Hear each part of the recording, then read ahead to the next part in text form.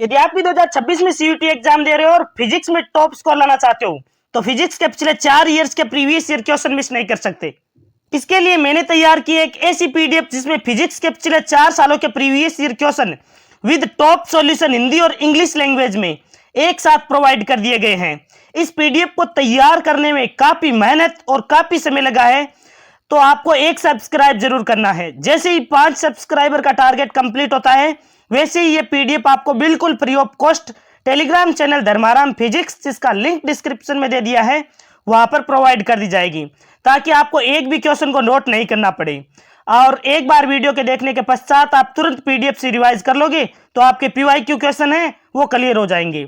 देखिए, आज का पहला ही क्वेश्चन जबरदस्त क्वेश्चन होने वाला है, इसीलिए जो बच्चे अभी तक सब्सक्राइब नहीं किए हैं वो फ्री में मिलने वाले इंपॉर्टेंट पीवाईक्यू और ट्रिक्स को मिस कर देंगे। इसीलिए चैनल को सब्सक्राइब करके और स्टार्ट कर दीजिए पीवाईक्यू क्वेश्चन लगाना टॉप सॉल्यूशन के साथ। देखिए, पहला क्वेश्चन, सबसे पहले क्वेश्चन को पढ़िए। क्वेश्चन में कहा गया है एक श्रेणी क्रम LCR परिपथ के लिए अनुनाद की स्थिति में शक्ति गुणांक का मान क्या होगा। LCR परिपथ है, यानी कि जिसमें L, C और R तीनों प्रेजेंट है। इसके लिए अनुनाद की स्थिति में ध्यान रखना, अनुनाद की स्थिति में धारा कितनी होती है, तो धारा होती है मैक्सिमम। और जब भी अनुनाद की स्थिति आती है तो XL बराबर क्या होता है, XC होता है। XL बराबर क्या होता है, XC होता है। अब देखिए, हमें ज्ञात करना है शक्ति गुणांक। शक्ति गुणांक का फॉर्मूला क्या होता है, कोस फाई इक्वल टू होता है R बटा Z। शक्ति गुणांक क्या होता है, cos phi equal to R बटा Z। अब Z होती है प्रतिबाधा, जो क्या होती है LCR परिपथ के लिए अंडरूट में XL माइनस XC का होल स्क्वायर प्लस में R स्क्वायर। अब अनुनाद की स्थिति है, क्वेश्चन ने बोला है अनुनाद की स्थिति में। अनुनाद की स्थिति में क्या होता है, XL बराबर क्या होता है, XL बराबर XC होता है। जब ये दोनों बराबर होंगे तो ये क्या होंगे, माइनस का है एक और एक प्लस का है, तो कैंसिल आउट होकर 0 हो जाएंगे। Z बराबर कितना हो जाएगा, अंडरूट का R स्क्वायर। अंडरूट से R स्क्वायर कैंसिल हो जाएगा तो रह जाएगा Z के बराबर है R। तो यहां पर Z के बराबर क्या लिख सकते हो आप, R लिख सकते हो। तो यहां पर Z के स्थान पर क्या लिख सकते हो, R। अब R से R कैंसिल हो जाएगा, कोस फाई का मान, शक्ति गुणांक का मान कितना आ जाएगा, 1। जिस भी ऑप्शन में 1 दे रखा है वही हमारा करेक्ट आंसर हो जाएगा, यानी कि बी ऑप्शन में दे रखा है तो बी ऑप्शन करेक्ट हो जाएगा। कैसा लगा क्वेश्चन? यदि टॉप क्वेश्चन और टॉप सॉल्यूशन लगे तो मेहनत के लिए एक सब्सक्राइब जरूर करना है। देखिए, इंग्लिश मीडियम वाले स्टूडेंट्स बिल्कुल भी परेशान नहीं हो, आपको इंग्लिश में भी क्वेश्चन को प्रोवाइड कर दिया है। For a series LCR circuit at the condition of resonance the value of the power factor will be. आपको शक्ति गुणांक पावर फैक्टर का मान पूछा था, जो कितना आएगा, 1 आएगा। क्लियर है? अब देखिए, इसका सॉल्यूशन प्रोवाइड कर दिया है। बिल्कुल किसी भी प्रकार से आपको मैं परेशान नहीं होने दूंगा। अनुनाद पर प्रतिबाधा Z बराबर क्या होती है, R के बराबर हो जाती है। कोस फाई बराबर क्या होता है, R बटा Z। क्लियर है? अब R में R का भाग कितने बार जाएगा, 1 बार, एक आंसर आ जाएगा। अब ध्यान देना, इस क्वेश्चन को तो पढ़ लिया, इसके साथ ही आपको अनुनादी आवर्तियों का फॉर्मूला भी पता होना चाहिए। मैंने बताया ना, XL बराबर क्या होता है अनुनाद की स्थिति में, XC होता है। XL बराबर क्या होता है, L ओमेगा। XC बराबर 1/C ओमेगा। तो ओमेगा को इससे मल्टीप्लाई करोगे तो क्या लिख सकते हो आप, ओमेगा स्क्वायर बराबर 1/L को इधर बट्टा में भेज दो, 1/LC हो जाएगा। तो ओमेगा का मान कितना आ जाएगा, 1/√LC। क्लियर है? इसके साथ ही मैंने आपको एक फॉर्मूला और बताया है, याद करो। ओमेगा बराबर क्या लिख सकते हो आप, 2πf। ओमेगा बराबर क्या लिख सकते हो, 2πf इक्वल टू 1/√LC। केवल f का मान पूछे तो 2π का भाग भी लगा सकते हो, 1/2π√LC। ये सभी फॉर्मूले अच्छी तरीके से आपको पता होने चाहिए। क्लियर है? मैंने इनके जो भी कंसेप्ट थे वो क्लियर करवा दिए हैं। चलते हैं नेक्स्ट क्वेश्चन की ओर। एक और बेहतरीन क्वेश्चन। आज हमारा थोड़ा सा सुपर फास्ट रिवीजन रहेगा, इसीलिए किसी भी स्टूडेंट्स को प्रॉब्लम हो तो आप कमेंट बॉक्स में कमेंट कर सकते हो। थोड़ी सी मैंने स्पीड बढ़ाई है ताकि हम मैक्सिमम क्वेश्चन को कवर कर सके। क्वेश्चन नंबर 2 एक और बेहतरीन क्वेश्चन है। अब इस क्वेश्चन का जो हिंदी में है वो नहीं लिखा गया है, इंग्लिश में ही प्रोवाइड कर दिया गया है। चलो इस क्वेश्चन को इंग्लिश में ही सॉल्व कर लेते हैं। हमारे हिंदी मीडियम वाले स्टूडेंट्स और इंग्लिश मीडियम वाले स्टूडेंट्स बिल्कुल दोनों को क्लियर अच्छी तरीके से हो जाएगा। The Wheatstone bridge is an arrangement of 4 resistance से R1, R2, R3 and R4। The null point condition is given by. कहने का मतलब है कि संतुलन की अवस्था में व्हाइट स्टोन सेतु में कौन सी कंडीशन फॉलो होती है।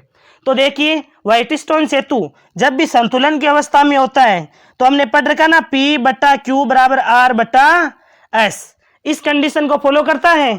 तो P/Q बराबर R/S यहां पर दे रखा है, R1/R2 बराबर क्या हो जाएगा R3/R4। क्लियर है? तो कौन सी कंडीशन हो जाएगी? ऑप्शन ए करेक्ट हो जाएगा।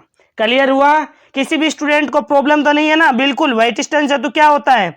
जिसमें 4 भुजाओं पर इस प्रकार 4 प्रतिरोधी जोड़ रखे होते हैं। क्लियर है? और बीच में यहाँ पर गैल्वेनोमीटर G लगा हुआ होता है, जैसे P, Q, R और S। ये जब संतुलन की अवस्था में होता है तब क्या होता है? इनका रेशियो बराबर होता है P/Q बराबर R/S। तब आप बीच वाले प्रतिरोध को भी कैंसिल कर सकते हो। क्लियर है? समझ में आया ना? तो ये कंडीशन होती है व्हाइट स्टोन सेतु के लिए। कई बार ऐसा क्वेश्चन आ जाता है, जैसे न्यूमेरिकल टाइम में, न्यूमेरिकल पार्ट में आ जाता है इस प्रकार, जैसे इसका मान दे दिया है 5 ओम और इसका मान भी दे दिया आपको, यहाँ पर दे दिया 10 ओम। क्लियर है? और यहाँ पर दे दिया है 6 ओम और यहाँ पर दे दिया है 12 ओम। क्लियर है? बीच में दे दिया है 8 ओम और आपको पूछ लेता है ए और बी के मध्य जो प्रतिरोध है वो कितना होगा। तो आपको क्या करना है? रेशियो ही तो देखना है, P/Q बराबर R/S बराबर है क्या? तो 5/10 बराबर, रेशियो बराबर है क्या 6/12 का, तो 1/2 बराबर 1/2 है। इसका मतलब रेशियो बराबर है, इसका मतलब ये जो बीच वाला रेजिस्टेंस है ना वो कैंसिल हो जाएगा। ये दोनों श्रेणी में जुड़ जाएंगे, ये दोनों श्रेणी में जुड़ जाएंगे और उसके बाद में दोनों को समांतर में जोड़ देंगे इस प्रकार। क्लियर है? इस टाइप का कोई भी क्वेश्चन आएगा आप आसानी से कर लोगे। देखिए व्हाइट स्टोन सेतु तब संतुलित होता है जब गैल्वेनोमीटर में कोई धारा नहीं बहती है। तब संतुलित होता है जब गैल्वेनोमीटर में कोई भी विक्षेप नहीं होता है।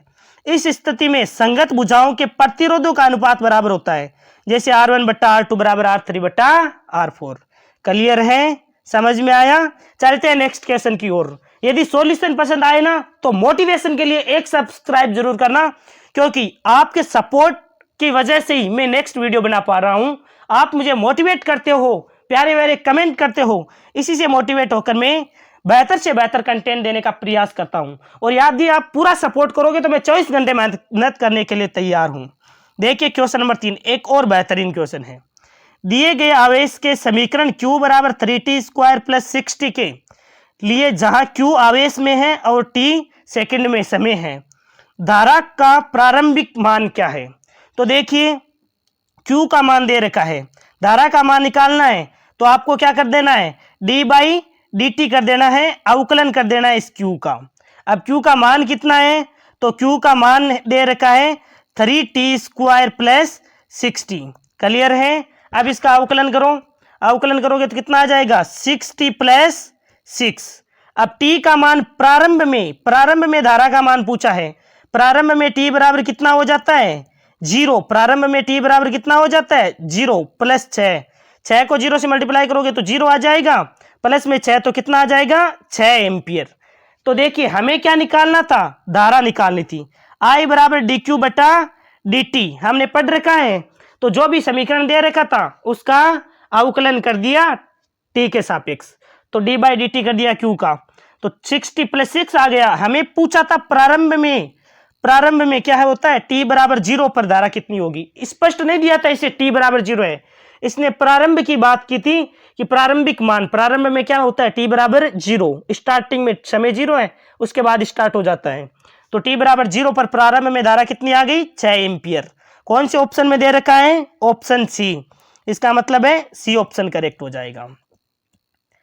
ये देखिए इसका सॉल्यूशन, Q बराबर 3t² + 6t के लिए धारा का प्रारंभिक मान क्या है ये आपसे पूछा है। I बराबर dQ/dt। तो सबसे पहले d/dt कर दिया 3t² + 6t का, 3t स्क्वायर का हो गया 6t और 6t का हो गया 6। क्लियर है? अवकलन करना आता है ना? देखो जब हम डिटेल में पढ़ते हैं तो अवकलन करना भी सिखा देते हैं, लेकिन अभी हमें क्या करना है, फास्ट रिवीजन करना है। अब प्रारंभ के मान के लिए t बराबर 0 रख दो तो i का मान आ जाएगा 6 एम्पियर। क्लियर हुआ? कैसे लग रहे हैं ये क्वेश्चन? यदि बेहतरीन क्वेश्चन लगे ना, जबरदस्त क्वेश्चन, तो एक सब्सक्राइब जरूर करना। एक से बढ़कर एक क्वेश्चन लिया गया है, इसके आंसर इन क्वेश्चन को टाइप करने में काफी मेहनत लगती है, तो पूरा सपोर्ट जरूर करना। देखिए क्वेश्चन नंबर 4, एक और बेहतरीन क्वेश्चन। एक LCR श्रेणी परिपथ में विद्युत वाहक बल का स्रोत है, E बराबर दे रखा है 30 साइन 100t और R का मान दे रखा है 120 ओम, L का मान दे रखा है 100 मिली हेनरी और C का मान दे रखा है 100 माइक्रोफेरेड। क्लियर है? अब हमें पूछा है प्रतिबाधा का संख्यात्मक मान, यानी Z का मान पूछा है। हमें पूछा है प्रतिरोध का संख्यात्मक मान, प्रतिरोध का तो इसने डायरेक्ट दे ही दिया 120। दारितीय प्रतिघात, दारितीय प्रतिघात का मतलब होता है एक्स सी, इसका मान पूछा है। एक्स सी बराबर क्या होता है, 1/c ओमेगा। तो यहाँ पर ओमेगा का मान क्या हो जाएगा, देखो a साइन ओमेगा t है, तो ओमेगा का मान कितना हो जाएगा, 100 हो जाएगा। क्लियर है? और c का मान इसने खुद ने दिया है 100 माइक्रोफेरेड, माइक्रो का मतलब 10 की पावर -6 हो जाएगा। इसी प्रकार इसने पूछा है प्रेरकीय प्रतिघात, प्रेरकीय प्रतिघात का मतलब है XL, XL बराबर क्या होता है, L ओमेगा। L का मान कितना है, 100 और ओमेगा का मान कितना है, ओमेगा का मान भी कितना दिया है, 100, लेकिन इसने L का मान दिया है वो 100 मिली हेनरी लिया है, तो 10 की पावर -3 यानी 1000 का भाग देंगे तो अक्सल का मान कितना आ जाएगा, अक्सल का मान 10 आ जाएगा। इस प्रकार हमें सबका मान निकाल कर और क्रम बताना है, जैसे बढ़ते क्रम में पहले कौन सा है, उसके बाद में कौन सा आएगा, उसके बाद में कौन सा आएगा, इस प्रकार क्रम आपको बताना है। क्लियर है? तो इसका सॉल्यूशन देखते हैं, व्यवस्थित क्रम में अरेंज करना है। ये इंग्लिश में क्वेश्चन प्रोवाइड कर दिया है। अब देखिए इसका सॉल्यूशन। सबसे पहले एक्सल बराबर क्या होता है, प्रतिरोध तो R 120 ओम डायरेक्ट दे रखा था। क्लियर है? प्रेरकीय प्रतिघात एक्सल इज इक्वल टू क्या होता है, L ओमेगा। अब L और ओमेगा का मान डायरेक्ट रखा तो 10 ओम जो हमने अभी निकाला था। क्लियर है? अब निकालते हैं दारितीय प्रतिघात, XC बराबर क्या होता है, 1/c ओमेगा, 1/c ओमेगा। धारिता का मान 100 माइक्रोफेरेड दे रखा था, माइक्रो का मतलब 10 की पावर -6, ओमेगा का मान 100। इसको सोल्व किया तो कितना आ गया, 100 ओम। प्रतिबाधा Z इज इक्वल टू क्या होता है, अंडर में R square plus XL minus XC का होल स्क्वायर होता है। आप ऐसे भी लिख सकते हो XC माइनस एक्सल का होल स्क्वायर, उसमें कोई प्रॉब्लम नहीं है। अब R का मान 120 था, उसका होल स्क्वायर कर दिया, और एक्सल माइनस XC कितना हो गया, 90 हो गया, उसका स्क्वायर कर दिया, तो अंडर करने पर 150 आ गया। अब हमें बढ़ते क्रम में ही तो अरेंज करना था, तो सबसे पहले हमारे पास क्या आया था, एक्सल आया था, कितना आया, 10। उसके बाद में XC आया है, कितना आया है, 100, ये आ गया उससे बढ़ता हुआ। फिर आया था प्रतिबाधा 150, ये सबसे अधिक आई थी। उससे पहले प्रतिरोध दे रखा था, प्रतिरोध तो डायरेक्ट दे रखा था 120 ओम। क्लियर है? तो बढ़ता क्रम कुछ इस प्रकार हो जाएगा, DCBA, जो ऑप्शन सी में दे रखा है, ऑप्शन सी हो जाएगा DCBA। क्लियर है? किसी भी स्टूडेंट्स को प्रॉब्लम तो नहीं है ना, थोड़ी सी मैंने स्पीड बढ़ाई है। केवल इस क्वेश्चन में क्या पूछा था, एक बार के लिए मैं शॉर्ट में समझा देता हूं। जैसे इसने दे रखा था E is equal to 30 sine 100t, तो इसको आप कैसे लिख सकते हो, ये जो ओमेगा का मान है यही है, E इज इक्वल टू इनोड साइन ओमेगा t, तो ओमेगा का मान कितना है, 100, t मल्टीप्लाई में इसके, R का मान ये रहा, L का मान 100 दे रखा था, मिली हेनरी था, मिली था, इसका मतलब है इस 10 की पावर -3 से मल्टीप्लाई करवा दो। C का मान 100 माइक्रोफेरेड था, माइक्रो का मतलब 10 की पावर -6 से मल्टीप्लाई करवा दो। अब जो भी आपसे पूछ रहा है, प्रेरक की प्रतिघात XL पूछ रखा है तो L ओमेगा कर दिया, दारितीय प्रतिघात XC पूछ रहा है तो 1/c ओमेगा लिख दिया। यहां पर सीधी सीधी वैल्यू रखनी है, L का मान रख दिया, ओमेगा का मान रख दिया। इसी प्रकार C का मान रख दिया, ओमेगा का मान रख दिया, ओमेगा का मान कितना है, 100। क्लियर है? समझ में आ गया ना ये क्वेश्चन। अब चलते हैं नेक्स्ट क्वेश्चन की ओर, एक और बेहतरीन क्वेश्चन, क्वेश्चन नंबर 5। सबसे पहले क्वेश्चन को पढ़ते हैं। क्वेश्चन में कहा गया है, समान दिशा में समान धारा प्रवाहित करने वाली दो समान समाक्षी कुंडलियों P और Q को निकट लाया जाता है तो इसमें धारा क्या होगी। कहने का मतलब है समान दिशा में समान धारा प्रवाहित करने वाली दो समाक्षीय कुंडलियों को P और Q को निकट लाया जाता है। जैसे ही निकट लाओगे ना तो P में और Q में, P में भी घटेगी धारा और Q में भी घटेगी, दोनों में ही धारा घटेगी। जिस भी ऑप्शन में P और Q में घटने वाला है वही करेक्ट आंसर हो जाएगा। इसमें तो बढ़ने का सवाल ही नहीं है, ये भी नहीं बढ़ेगी, नहीं घटेगी। A और B दोनों में बढ़ेगी, अरे बढ़ेगी नहीं घटेगी, P और Q दोनों में घटती है। ऑप्शन डी करेक्ट हो जाएगा। क्लियर हुआ? कैसे लग रहे हैं ये क्वेश्चन? बेहतरीन क्वेश्चन लगे ना तो एक सब्सक्राइब जरूर करना। ये यहाँ पर इंग्लिश में क्वेश्चन आपको प्रोवाइड कर दिया गया है। अब देखते हैं अगले क्वेश्चन की ओर। पहले इसका समाधान देख लेते हैं कि जब समान दिशा में धारा वाली दो कुंडलियों को पास लाया जाता है तो उनके बीच चुंबकीय फ्लक्स बढ़ता है। चुंबकीय फ्लक्स है वो बढ़ता है लेंज के नियम के अनुसार। पहले तो लेंज का नियम है, तो बताओ लेंज का नियम किस पर आधारित होता है? लेंज का नियम ऊर्जा संरक्षण के नियम पर आधारित होता है। करता क्या है ये बैठा बैठा? लेंज का नियम धारा की दिशा को बताता है। लेंज का नियम क्या करता है? धारा की दिशा को बताता है। प्रेरित धारा इस बढ़ते हुए फ्लक्स का विरोध करेगी जिससे दोनों कुंडलियों में धारा का मान घट जाता है। क्लियर है? समझ में आ गया ना? कहने का मतलब है कि लेंज का नियम क्या करता है? उन कारणों का विरोध करता है जिसके कारण वो उत्पन्न हुआ है। तो यहाँ पर P में और Q में दोनों में ही घटेगा। ऑप्शन 4 करेक्ट हो जाएगा। अगले क्वेश्चन की ओर बढ़ते हैं। एक और बेहतरीन क्वेश्चन। देखिए क्वेश्चन देखने में आपको बड़ा लग सकता है लेकिन आपका भाई इस क्वेश्चन को जैसे ही सोल्व करवाएगा ना फिर देखना कितना आसान लगता है ये क्वेश्चन। बिल्कुल आसानी से आप सोल्व कर दोगे। सबसे पहले हमें क्वेश्चन ने क्या बोला है वो एक बार के लिए क्वेश्चन को पढ़ते हैं।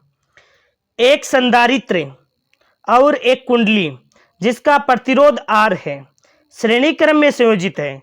एक तो है संधारित्र और एक कुंडली जिनका प्रतिरोध है R और वो है श्रेणी क्रम में संयोजित है और 6 वोल्ट एसी स्रोत से संयोजित है। स्रोत की आवृत्ति को बदलकर, स्रोत की जो आवृत्ति है उसको बदलकर और 600 मिली हेनरी की अधिकतम धारा देखी जाती है। मतलब स्रोत की आवृत्ति को बदल दिया तो 600 मिली एम्पियर की अधिकतम धारा देखी गई। यदि उसी कुंडली को अब 6 वोल्ट ईएमएफ और 2 ओम के आंतरिक प्रतिरोध 0.5 एम्पियर के सेल से संयोजित किया जाता है तो उसके माध्यम से प्रवाहित धारा क्या होगी। तो सबसे पहले आपको क्या करना है? सबसे पहले आपको जो वैल्यू दे रखी है वो वैल्यू रखते हैं फॉर्मूले के अंदर। किस प्रकार? तो सबसे पहले ऐसी स्थिति में अधिकतम धारा तब होती है जब Z बराबर R होता है। क्लियर है? मैंने पहले भी बताया था आपको कि अनुनाद की स्थिति में क्या होता है? अनुनाद की स्थिति में धारा होती है मैक्सिमम। धारा क्या होती है अनुनाद की स्थिति में? मैक्सिमम। और एक्सल बराबर क्या होता है? एक्सल बराबर होता है एक्स सी, यानी कि Z बराबर R होता है। अब V का मान दे रखा था 6 वोल्ट, धारा का मान 600 मिली एम्पियर दे रखा था तो इसमें 10 की पावर -3 से मल्टीप्लाई करोगे तो कितना आ जाएगा? 0.6 एम्पियर। अब तो कुंडली का प्रतिरोध हमें ज्ञात करना हो तो हम ओम का नियम डायरेक्ट लगा सकते हैं। V बराबर आई आर, आर का मान कितना हो जाएगा? V बटा आई। V का मान कितना है? 6 वोल्ट। I का मान है 0.6 एम्पियर। भाग लगाया तो कितना आ गया? 6 ओम। क्लियर है? ये तो ऐसी स्थिति में। अब डीसी स्थिति में देखो, सेल को E बराबर कितना है? 6 वोल्ट और आंतरिक प्रतिरोध 2 ओम और कुंडली का अपना प्रतिरोध R बराबर 10 ओम है तो कुल प्रतिरोध कितना हो गया? देखो कुल प्रतिरोध है वो तो हो गया 10 ओम प्लस 2 ओम, कितना हो गया? 12 ओम हो गया। क्लियर है? हमें धारा का मान निकालना हो तो धारा के लिए फॉर्मूला क्या जानते हैं? I बराबर E बटा R प्लस R, जहां स्मॉल r क्या है? स्मॉल r है आंतरिक प्रतिरोध, तो capital R plus small r कुल प्रतिरोध कितना है? 12, यहां पर 12 लिख दिया। E विद्युत वाहक बल EMF कितना दे रखा है? 6 वोल्ट, तो 6 बटा 12 कितना हो जाएगा? 0.5 एम्पियर। क्लियर है? समझ में आया ना? कुछ भी नहीं करना, केवल और केवल सबसे पहले ओम का नियम V बराबर आई आर लगाना है जिससे हमें प्रतिरोध प्राप्त हो जाएगा V बटा आई से वी का मान 6 था, आई का मान 0.6 था, 600 मिली एम्पियर था, लेकिन मिली का मतलब 10 की पावर -3 से मल्टीप्लाई करोगे तो 0.6 आ जाएगा। अब आर का मान आ गया। अब हम फॉर्मूला लगा सकते हैं धारा के लिए, आई बराबर ई बटा आर प्लस आर। ई का मान 6 वोल्ट दे रखा था और आर प्लस आर का मतलब है 10 ओम, तो ये हो ही गया, और 2 ओम प्रतिरोध और है, कुल प्रतिरोध हो गया 12 ओम, तो हमारे आ गया 0.5 एम्पियर। कैसा लगा ये क्वेश्चन? यदि बेहतरीन क्वेश्चन लगे ना तो एक सब्सक्राइब जरूर करना। और आज हम थोड़ा सुपर फास्ट तरीके से रिवीजन कर रहे हैं ताकि आपको जो क्वेश्चन है वो कम समय में प्रोवाइड कर दिए जा सके। हालांकि मैं अभी कुछ दिनों के लिए घर पे तो नहीं रहूँगा, बाहर ही रहूँगा, लेकिन आपके लिए क्लासेज हैं वो रिकॉर्ड कर दूंगा। कुछ काम से बाहर जा रहा हूँ, इसीलिए आपके लिए पहले ही क्लासेज है वो कुछ रिकॉर्ड कर देंगे ताकि आपकी पढ़ाई है वो डिस्टर्बेंस नहीं हो। जो भी विद्यार्थियों के पेपर बचे हुए हैं और जिन विद्यार्थियों के कुछ बच्चों के पेपर होंगे, कुछ बच्चों के लेट पेपर होने वाले हैं, तो कोई भी बच्चा परेशान नहीं हो, इसीलिए जो PYQ की सीरीज है वो चलती रहेगी। इसीलिए मैं रिकॉर्ड कर रहा हूँ क्लासेस को, थोड़ा सा गति बढ़ाकर, स्पीड को तेज करके। ज़्यादा प्रॉब्लम हो तो मेरे को कमेंट बॉक्स में एक कमेंट लिख देना कि सर इसमें थोड़ा सा धीरे करवाना है, लेकिन अब वैसे भी आपको सुपरफास्ट रिवीजन करोगे वही आपके काम में आने वाला है। सूची 1 को सूची 2 से मिलाना है। एम्पियर का तैराकी नियम और फ्लेमिंग वामहस्त नियम, फ्लेमिंग दक्षिणहस्त नियम और दक्षिणहस्त अंगूठे का नियम, ये किससे मैच खाएंगे? सबसे पहले एम्पियर का तैराकी नियम, ये किस में लागू होता है? तो ए होता है थर्ड में, सीधे चालक में धारा के कारण चुंबकीय सुई के विक्षेप की दिशा हो जाएगी।